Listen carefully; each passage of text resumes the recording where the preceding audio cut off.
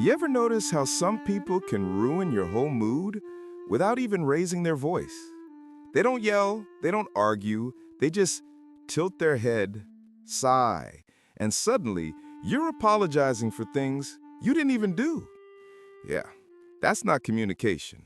That's emotional black magic. See, the most dangerous control doesn't come from loud, obvious manipulation.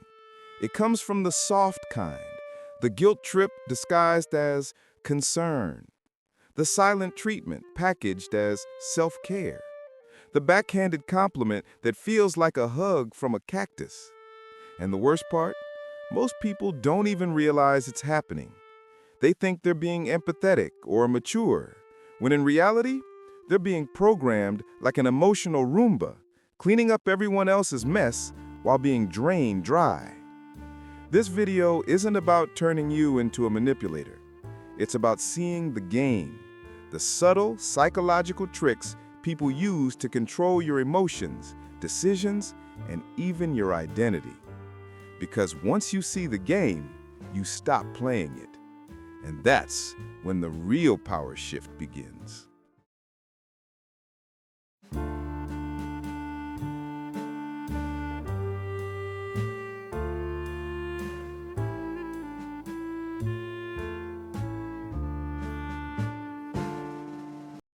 One, ego traps. How they hook you emotionally. Here's the ugly truth. Most manipulation doesn't start with control. It starts with validation. People don't grab your freedom by force. They make you give it away because you crave their approval. Think about it. How many times have you bent over backward just to keep someone happy? Your boss, your partner, your friend who somehow makes every conversation about you being the problem. That's not love or respect. That's ego baiting. Manipulators know your ego has buttons, and they press them like a toddler mashing a TV remote. They'll say things like, "You're so different from everyone else, so you feel special." Or, "I thought you were more mature than that, so you feel ashamed." Either way, they win, because once your emotions are hooked, logic takes a back seat, and control quietly takes the wheel. There are three classic ego traps. 1. Validation baiting. They flatter you just enough to keep you addicted to praise. Every compliment becomes a leash. 2. Guilt projection. They make you feel responsible for their emotions. You made me do this. It's manipulation wrapped in moral packaging. 3. Comparison control. They constantly compare you to others, so you never feel enough. Why can't you be more like? It's psychological sabotage disguised as helpful feedback. Here's the kicker. Even intelligent and confident people fall for this because the ego loves being right, loved, and validated. Manipulators don't overpower you. They outsource the job to your own insecurities. So the next time someone's words make you feel small, guilty, or desperate to prove yourself, pause. Ask yourself, am I reacting to truth or just to a bruise on my ego?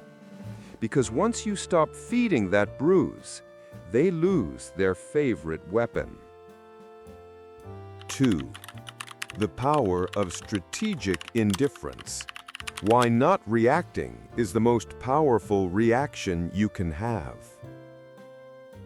Most people think strength looks like clapping back, proving a point, or winning the argument. But real strength, it's silence, it's stillness. It's watching someone try to provoke you and realizing they can't. People who thrive on control feed off your emotional response. Every sigh, every defense, every explanation gives them data, proof that they still matter, that they can still bend your mood. When you don't react, it's like cutting their oxygen supply. Their ego starts glitching, trying harder, louder, more desperate, because they can't handle emotional invisibility. That's why indifference is not apathy, it's strategy. You're not ignoring them because you don't care. You're refusing to participate in the performance. You're saying, your drama isn't my assignment. Psychologists call this the gray rock technique, becoming so calm, so emotionally neutral that manipulators lose interest. They can't play a game when the other player stops moving. Here's how you practice it in real life. When someone brags or baits you, just nod. Cool. Nothing more. When they try to guilt trip you, pause before answering. Let the silence do the work. When they criticize you to provoke a defense, simply say, "You might be right," and walk away. Every calm reaction rewires your nervous system to stop depending on external validation. It's emotional detox, breaking the addiction to other people's approval. Because when you stop feeding the noise, you start hearing your own thoughts again. And that's when you realize their control was never power. It was just your attention rented out for free. 3. Psychological countermoves. Ask the question that breaks the mask. Here's a secret most manipulators never want you to know. They can handle being ignored, but they can't handle being exposed. They survive by keeping control of the narrative. As long as they define what's real, they stay powerful. But the moment you ask a question that cracks that illusion, the mask starts to slip. You don't need to argue, you just need to hand them a mirror. When someone says, "I don't care what people think," calmly reply, "Then why do you get angry when people disagree?" When they say, "I'm just being honest," ask, "Honest or just trying to hurt someone and call it honesty?" Or the classic, "I know what I'm doing." Then why do your results say otherwise? These questions don't attack, they disarm. They trigger a quiet panic in people who build their identity on control. Because now they're forced to explain the gap between who they pretend to be and what they actually are. Psychologists call this moment cognitive dissonance. When someone's beliefs and actions no longer match, the brain scrambles to reduce the tension. Some people get defensive, others deflect or project. But internally, the ego starts to crumble. That's why your tone matters more than your words. The power is in calm curiosity, not sarcasm, not rage. If you sound emotional, they'll twist it into proof that they've won. But if you sound calm, detached, and unbothered, they suddenly lose their favorite weapon, your reaction. Here's the art of it. Ask once, don't repeat. Let silence stretch. Silence makes the ego sweat. Then walk away. Don't wait for the answer. You've already made your point. Because the real checkmate isn't when you destroy someone's argument. It's when they destroy their own, trying to keep the mask from falling off. 4. The compliment trap. When praise becomes a mirror. Flattery is a funny thing. It sounds sweet, but in the wrong hands, it's a scalpel, slicing straight into someone's insecurity while pretending to soothe it. You've probably seen this play out. "Wow, you're so brave for wearing that." Or, "You're so confident for someone who didn't finish college." It's a compliment wearing a clown mask, smiling on the surface, mocking underneath. Manipulators use this trick because it's disarming. Praise lowers your guard. You start smiling, nodding, soaking it in, until your brain catches up and realizes you've just been insulted in 4K resolution. That's the compliment trap. It's designed to make you second-guess yourself while they keep the moral high ground. But here's where it gets interesting. You can flip the script. Instead of attacking someone's insecurity, you can observe it through strategic compliments that reveal their mask. Example: someone obsessed with appearing intelligent? Try, "You always explain things so passionately. It's impressive how sure you are about everything." You didn't insult them, you just highlighted their need to appear smart. The silence afterward will tell you everything.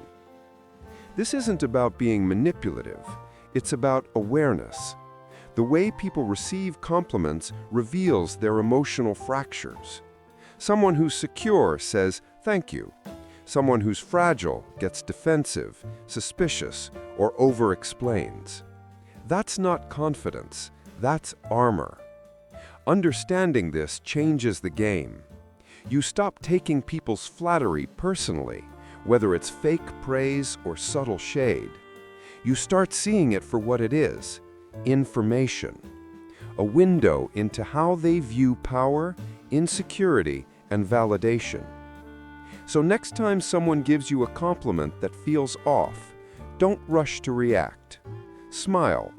Observe. Let the silence do its job. Because the moment you see the manipulation inside the praise, you're no longer the one being played. From ego battles to inner mastery. At some point, you realize the real war was never between you and them. It's between you and your own ego. Every time you try to prove a point, defend your image, or win an argument, your ego whispers, "Don't let them make you look weak." And that whisper is exactly how manipulators keep you dancing to their rhythm. Nietzsche once warned, "He who fights monsters must beware lest he become one." In other words, when you spend your energy fighting toxic people, you start absorbing their chaos. You mirror their noise. You lose your center. That's why the goal isn't to destroy anyone's ego, it's to outgrow the need for ego battles altogether. True inner power is quiet. It doesn't chase validation, it doesn't panic when ignored, and it doesn't need to be right all the time. It just is. Psychologists call this self-governance, the ability to regulate your own emotions instead of outsourcing them to other people's opinions. Here's how you start mastering that. Self-awareness. Notice when you're reacting just to prove you're enough. That's your ego talking. Pause before emotion. The pause is where power lives. Every breath you take before reacting rewires your control center. Reframe criticism. Instead of, "They disrespected me," try, "They exposed what I still take personally." It hurts, but it's data. Detach from outcomes. You don't control how others see you, only how you see yourself. And when you practice this long enough, something profound happens. The chaos around you still exists, but it can't touch you anymore. You stop playing defense and start radiating calm authority, the kind that doesn't shout to be heard, it simply is heard. Because the highest form of control isn't over others, it's over your own mind. And once you master that, nobody, not a narcissist, not a guilt trip, not even your own doubts, can play you again. 6. The real power. You don't need to win. You need to be free. Here's the twist no one tells you about winning against manipulative people. The moment you start trying to win, you've already lost. Because winning keeps you trapped in their game. The real victory is walking away from the board entirely. See, manipulators don't care about truth or growth. They care about control. If they can make you argue, defend, or prove yourself, they've already hooked your energy. Freedom begins when you realize you don't owe anyone your reaction, your explanation, or your peace. That's when you stop performing. You stop explaining your worth to people committed to misunderstanding you. You stop chasing closure from people who thrive on keeping the door half open. And you finally understand silence isn't weakness, it's sovereignty. Let them flex, let them talk, let them spin stories where they are always the hero and you're the villain. You don't need to fix their version of reality. You just need to live yours so clearly that their noise fades into static. Because real dominance isn't about crushing anyone's ego. It's about becoming immune to the need for dominance in the first place. It's emotional freedom, that rare calm where no one's approval or rejection can change how you see yourself. So ask yourself this: how much of your life still belongs to other people's opinions? And who could you become if you stopped trying to prove anything at all? If this video made something click for you, if you've ever felt drained by someone who subtly controlled you, share your story in the comments. Let's make this a space for awareness, not revenge. Because once you see the game, you don't fight it. You simply stop playing. And that's where true power begins. If this video resonated with you, share your thoughts in the comments. I'd love to hear your perspective. Don't forget to subscribe to The Archetype for more deep dives into the hidden layers of the human psyche. Until next time, stay curious, stay conscious,